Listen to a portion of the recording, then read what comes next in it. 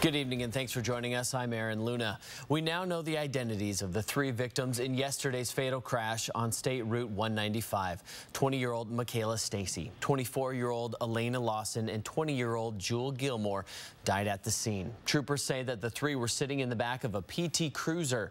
2 of them confirmed not wearing seatbelts. They were traveling east on Thorpe when the driver, Bradley Bauer, failed to yield. WSP says that he struck a truck going north on SR 195 as they attempted to cross the highway. KXLY4's Allie Norton working for you tonight, and she joins us live from the scene. And Allie, this is an intersection that is no stranger to accidents. Aaron, is one that the Latah Hangman Neighborhood Council has been concerned about for a while, and it's one that they hope gets attention after this tragic accident.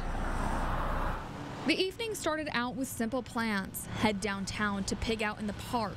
But first, they had to get through a difficult intersection. SR 195 is the main access to the city for those living in the Latah Valley.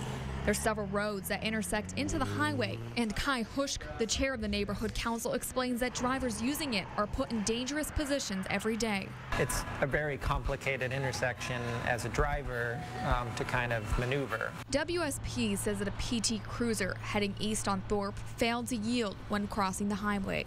It ended up hitting a truck heading north on SR 195. The vehicles that you see behind me are the 2 that were involved.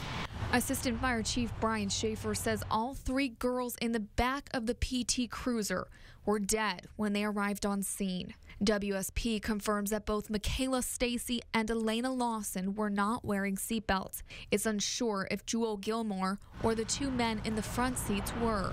Those men were seriously injured and hospitalized, and the people in the truck were uninjured. My sense is that everyone's, obviously thoughts are for the families. Hushk explains that the Department of Transportation had project plans for this intersection, but he's been told that they don't have funding. So he says they'll continue pushing for change. It's an obvious, thing that has to be seriously looked at.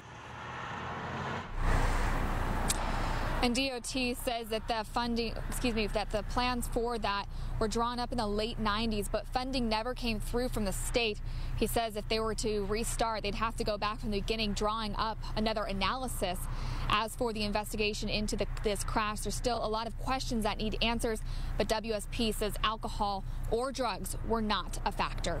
Reporting live tonight, I'm Allie Norton, KXLY4 News.